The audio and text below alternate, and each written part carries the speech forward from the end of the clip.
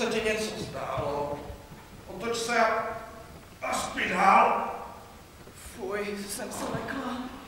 To ti bylo vážně, jako když někdo klepe.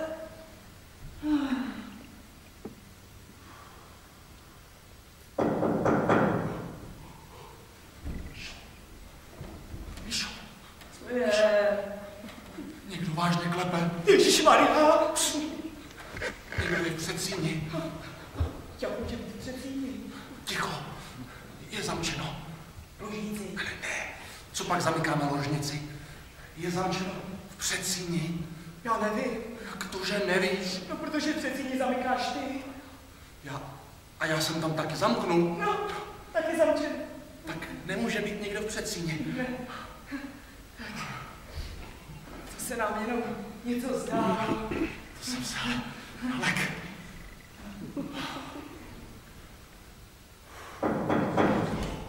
Někdo klepe. Někdo je v předsíni. Ticho. Co hledáš? Břitvu. Ty se jdeš volit. Nebo hůl. Podej mi hůl. Ne, počkej. Musíme jako normálně. Jak normálně? No, jako by nic. Hej, nic, když nám o půlnoci klepou na ložnici. Dobře, že klepou. Co to mluvíš? Dokud klepou, myslej to s náma dobře. No vidíš, tak honem. Co honem? Řekni vstupte. Co pak vím, kdo to je? Tak se zeptej. Proč já? Protože jsi muž. No tak se právě zeptej ty.